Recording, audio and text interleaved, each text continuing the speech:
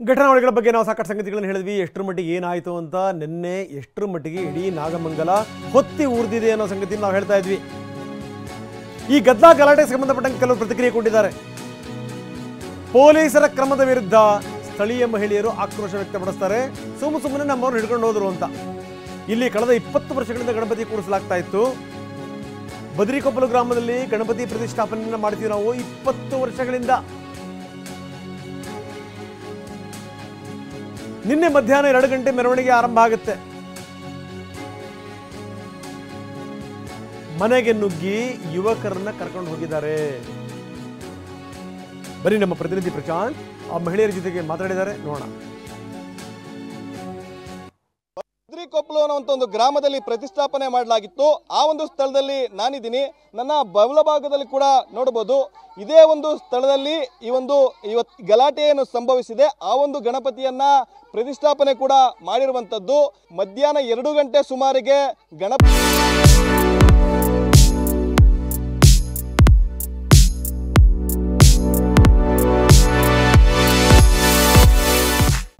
ಎತ್ಕೊಂಡು ನಾಗಮಂಗಲ ಪಟ್ಟಣದಲ್ಲೇ ಇರುವಂತ ಒಂದು ಕಲ್ಯಾಣಿಗೂ ಕೂಡ ವಿಸರ್ಜನೆ ಮಾಡೋಕ್ಕೂ ಕೂಡ ತೆರಳ್ತಾ ಇದ್ರು. ಸಾಕಷ್ಟು ಅದ್ದೂರಿಯಾಗಿ ಈ ಒಂದು ಮೆರವಣಿಗೆ ಕೂಡ ಸಾಕ್ತಾ ಇತ್ತು. ಆದರೆ ಮಂಡ್ಯ ಸರ್ಕಲ್ಗೆ ಬರ್ತಿದ್ದಂಥ ವೇಳೆ ಸಾಕಷ್ಟು ಕಲ್ಲು ತೂರಾಟ ಕೂಡ ಆಗಿರುವಂಥದ್ದು. ಹೀಗಾಗಿ ಇಡೀ ನಾಗಮಂಗಲ ಪಟ್ಟಣ ಒತ್ತಿ ಉರಿದಿದೆ.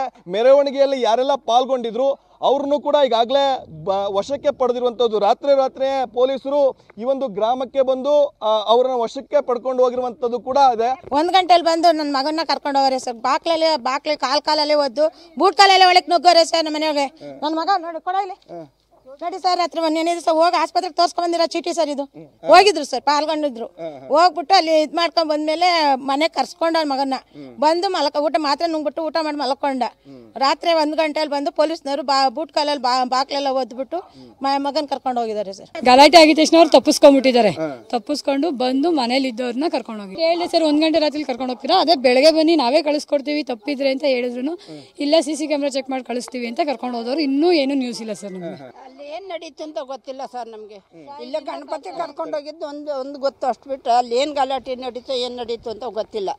ಮೊಮ್ಮಗ ಓದೋನು ಇನ್ನೂ ಬಂದಿಲ್ಲ, ಎಲ್ಲವನೇ ಅಂತಾನು ಗೊತ್ತಿಲ್ಲ. ನಮ್ದೇ ಟ್ರಾಕ್ಟರ್ ಹೋಗಿದ್ದು, ಟ್ರಾಕ್ಟರ್ ಎಲ್ಲಿ ನಿಲ್ಸೋನವನೇ ಎಲ್ಲವನೇ ಅಂತಾನು ಗೊತ್ತಿಲ್ಲ. ಪರಮೇಶ್ವರ್ ಮಾತಾಡ್ತಾ ಇದ್ದಾರೆ, ಗೃಹ ಸಚಿವರು ಏನ್ ಹೇಳ್ತಾರೆ ನೋಡೋಣ. ಏನು ಗಾಯಗಳಾಗಲಿ ಅಥವಾ ಹೊಡೆದಾಟಗಳಾಗಲಿ ಆ ರೀತಿ ದೊಡ್ಡ ಪ್ರಮಾಣದಲ್ಲಿ ನಡೆದಿಲ್ಲ. ಕಂಟ್ರೋಲ್ಗೆ ತಗೊಂಡಿದ್ದಾರೆ ಪೊಲೀಸ್ನವರು. ಅವರು ಪ್ರೊಸೆಷನ್ ಹೋಗುವಾಗ ಕಲ್ತೂರಾಟ ನಡೆದಿದೆ ಅಂತೇಳಿ ಅವರು ಒಬ್ಬರಿಗೊಬ್ಬರು ಸ್ವಲ್ಪ ಘರ್ಷಣೆ ಮಾಡಿಕೊಂಡಿದ್ದಾರೆ. ಆನಂತರ ಎಲ್ಲವೂ ಸಾಲ್ವ್ ಆಯಿತು ಅಂಥೇಳಿ ಹೋಗುವಾಗ ಕೆಲವರು ಮೋಟ್ರ್ ಬೈಕ್ಗಳಿಗೆ ಬೆಂಕಿ ಇಟ್ಟು ಅಂಗಡಿಗಳಿಗೆ ಬೆಂಕಿ ಹಾಕಿ ಅದೆಲ್ಲ ಮಾಡಿದ್ದಾರೆ. ಅಷ್ಟರಲ್ಲಿ ಪೊಲೀಸ್ನವರು ಕಂಟ್ರೋಲಿಗೆ ತೊಗೊಂಡಿದ್ದಾರೆ.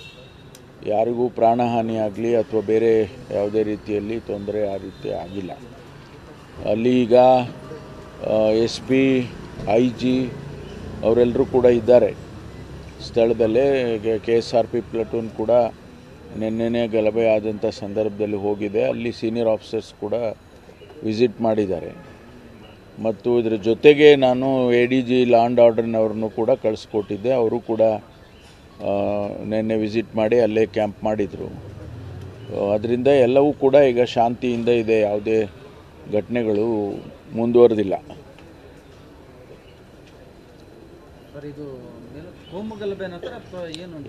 ಆಕಸ್ಮಿಕವಾಗಿ ಅಲ್ಲಿ ಪ್ರೊಸೆಷನ್ ಹೋಗುವಾಗ ಯಾರೋ ಕಲ್ಲು ಹಾಕಿದ್ರು ಅಂತ ರೆಸ್ಪಾಂಡ್ ಮಾಡೋದಕ್ಕೆ ಇವರು ಕಲ್ಲು ಹಾಕಿದ್ದಾರೆ. ಆ ರೀತಿ ಘರ್ಷಣೆ ಮಾಡಿಕೊಂಡಿದ್ದಾರೆ. ಕೋಮುಗಲಭೆ ಅಂತ ಹೇಳೋದಕ್ಕೆ ಆಗೋದಿಲ್ಲ. ಇದನ್ನು ಇಲ್ಲ ಅದೆಲ್ಲ ಇಮಿಡಿಯೇಟಾಗಿ ಸ್ಪರ್ ಆಫ್ ದಿ ಮೂಮೆಂಟಲ್ಲಿ ಆಗಿರುವಂಥದ್ದು. ಅದಕ್ಕೆ ನಾವು ಹೆಚ್ಚು ಇದನ್ನು ಬೆಳೆಯೋದಕ್ಕೂ ಬಿಡೋದಿಲ್ಲ, ಬಿಟ್ಟು ಇಲ್ಲ. ಪೊಲೀಸ್ನವರು ಅದನ್ನು ಕಂಟ್ರೋಲಿಗೆ ತೊಗೊಂಡಿದ್ದಾರೆ. ಅದನ್ನು ಹೆಚ್ಚು ನೀವು ಕೂಡ ಅದನ್ನು ಹೆಚ್ಚು ನನ್ನ ಮನವಿ ಏನು ತಮ್ಮಲ್ಲಿ ಅಂದರೆ ಹೆಚ್ಚು ಅದನ್ನು ಪ್ರಚಾರ ಕೊಡೋಕ್ಕೆ ಹೋಗಬೇಡಿ. ಅದು ನಾನು ಮನವಿ ಮಾಡ್ತಾ ಇದ್ದೀನಿ. ಘಟನೆ ನಡೆದಿದೆ, ಘಟನೆಗೆ ಪೂರ್ವ ಸಿದ್ಧತೆ ನಾನು ಘಟನೆ ನಡೆದಿಲ್ಲ ಅಂತ ಹೇಳಲಿಲ್ಲ. ಘಟನೆ ನಡೆದಿದೆ, ಕಂಟ್ರೋಲಿಗೆ ತಗೊಂಡಿದ್ದೇವೆ. ಮುಂದಕ್ಕೆ ಬೆಳಿಬಾರ್ದು ಅಂತೇಳಿ ಅಲ್ಲಿ ಫೋರ್ಸ್ ಇಟ್ಟಿದ್ದೇವೆ, ಸೀನಿಯರ್ ಆಫೀಸರ್ಸ್ ಇದ್ದಾರೆ. ಅದರಿಂದ ಇದನ್ನು ಅಲ್ಲಿಗೆ ಬಿಟ್ಟರೆ ಅದು ಅಲ್ಲಿಗೆ ನಿಂತು ಹೋಗುತ್ತೆ. ಅದಕ್ಕೋಸ್ಕರ ನಾನು ತಮ್ಮಲ್ಲಿ ಮನವಿ ಮಾಡಿದ್ದೆ. ಇಲ್ಲ ನಾವು ಮಾಡೋದಿಲ್ಲ ನಿಮ್ಮ ಮನವಿನ ಅಂದರೆ ನಿಮಗೆ ಬಿಟ್ಟಿದ್ದು. ಕಳೆದ ವರ್ಷ ಕೂಡ ಇದೇ ಜಾಗದಲ್ಲಿ ಈ ಥರ ಆಗಿತ್ತು, ಎಚ್ಚರ ವಹಿಸಿದ್ರೆ ಈ ಥರ ಆಗ್ತಾ ಇರಲಿಲ್ಲ ಅಂತ ಇಲ್ಲ ಅದು ಆರೋಪ ಮಾಡಿದ್ದಾರೆ. ಅಲ್ಲ, ಅವ್ರು ಹೇಳಿದ್ದಾರೆ. ಆದರೆ ಅಲ್ಲಿ ಎಲ್ಲ ರೀತಿಯ ಒಂದು ಇದನ್ನು ಕೂಡ ಅವರು ಪ್ರೊಟೆಕ್ಷನ್ ಮಾಡೋದಕ್ಕೆ ಒಂದು ಪ್ಲಟೂನನ್ನು ಕೂಡ ಅಲ್ಲಿ KSRP ಇಟ್ಟಿದ್ದರು. ಇಲ್ಲದೆ ಹೋಗಿದ್ರೆ ಇನ್ನೂ ದೊಡ್ಡ ಗಲಭೆ ಆಗಿರೋದು. ಅಲ್ಲಿ ಮುನ್ನೆಚ್ಚರಿಕೆಯಾಗಿ ಒಂದು ಪ್ಲಟೂನ್ ಕೂಡ ಅಲ್ಲಿ ಇಟ್ಟಿದ್ದರು. ಅದರಿಂದ ಅದು ಕಂಟ್ರೋಲಿಗೆ ಬಂದಿದೆ ಇಮ್ಮಿಡಿಯೇಟಾಗಿ. ಈಗ ನಾವು ಗಾಯಗಳಿಗಿನ್ನ ಹೆಚ್ಚಾಗಿ ಗಾಯಗಳು ಹೆಚ್ಚಾಗಿಲ್ಲ, ಆದರೆ ಒಂದು 52 ಜನರನ್ನು ಅರೆಸ್ಟ್ ಮಾಡಿದ್ದೇವೆ. ಎರಡೂ ಗುಂಪಿನಲ್ಲಿ ಒಂದು 52 ಜನರನ್ನು ಅರೆಸ್ಟ್ ಮಾಡಿದ್ದೇವೆ. ಅವ್ರ ಮೇಲೆ ಈಗ ಯಾರ್ಯಾರು ಕ್ಯಾಮರಾದಲ್ಲಿ ಗೊತ್ತಾಗ್ತದೆ ಅವ್ರು ಕಲ್ಲು ಹೊಡೆಯುತ್ತಾ ಇರೋದು ಅಥವಾ ಅವ್ರಿಗೆ ಬೇರೆ ಬೆಂಕಿ ಹಾಕೋದು, ಅದನ್ನೆಲ್ಲ ನೋಡಿಕೊಂಡು ಅವ್ರ ಮೇಲೆ ಕೇಸಸ್ಗಳನ್ನ ರಿಜಿಸ್ಟರ್ ಮಾಡ್ತಾರೆ. ಪೊಲೀಸರ ಮೇಲೂ ಕುಳಿತಾರೆ. ಒಬ್ಬ ASIಗೆ ಗಾಯ ಆಗಿದೆ. ಅದನ್ನೆಲ್ಲ ಗಣನೆಗೆ ತಗೊಂಡೇ ಕೇಸನ್ನು ರಿಜಿಸ್ಟರ್ ಮಾಡ್ತಾರೆ.